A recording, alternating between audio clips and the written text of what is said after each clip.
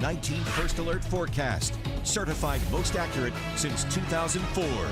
The wind, the big story today. That's why we've issued a 19 First Alert weather day, primarily along the lakeshore. Yeah, and that's really where the strongest of the gusts will be. That's not to say that areas outside of our lakeshore communities won't also see some of the gustier conditions. You will. It's just winds won't be quite as strong as where we're going to see our lakeshore likely gusting as we go through the course of this afternoon. It's all courtesy of a cold front, so everybody's going to feel the effects of this front as we go through today. Some of us may get on a little bit of this rain that's trying to work through the region, but even that's not going to be felt area-wide. But like we said, this is mainly an alert day just for our lakeshore counties that are under that wind advisory, which technically goes into effect at 1 o'clock, but will last until 10 p.m. this evening.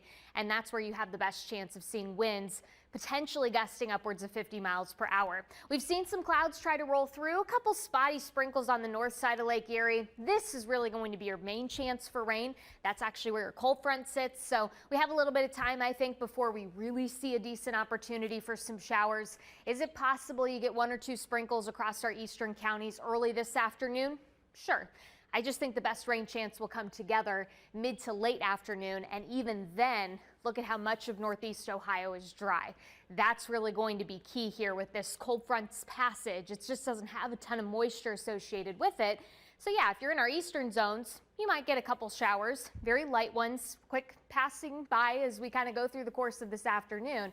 But once that front kind of clears the area, you're going to see those clouds decrease and temperatures return to a bit more of a comfortable level, or cooler level, I guess I should say, by early tomorrow morning. Then through the afternoon, very different from this afternoon. This afternoon, we're talking highs upper 50s to low 60s. Tomorrow at best, upper 40s to about lower 50s. It's not going to be as windy, so that's the positive. So it gives you a pretty decent travel forecast for tomorrow.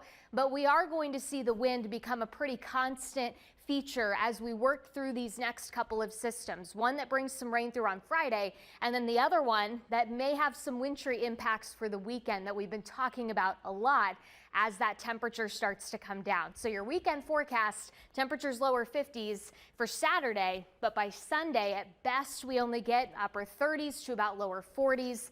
And that's when you're going to start seeing this wintry weather work back in and potentially transition towards all snow by Monday. So we do have another 19 First Alert weather day coming up for Monday as we work in some of this colder air. As for the late week system, it's just some showers across the region. Yes, you're going to have a little bit of wind as we get through the day on Friday. Once that clears, a little bit of a break to start the weekend, though it may not be completely dry, but it's the secondary system that comes through.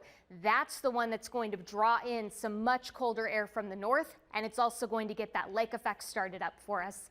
And in some spots, I think east of Cleveland, we could have some accumulation likely in where we get some of those heavier lake effect snow bands to set up, and potentially seeing some impacts linger into your Tuesday as well. So that's kind of the next big system that we will watch certainly today. If you have any loose objects outside, highly suggest securing them. Temperatures, though, will be warmer into the lower 60s.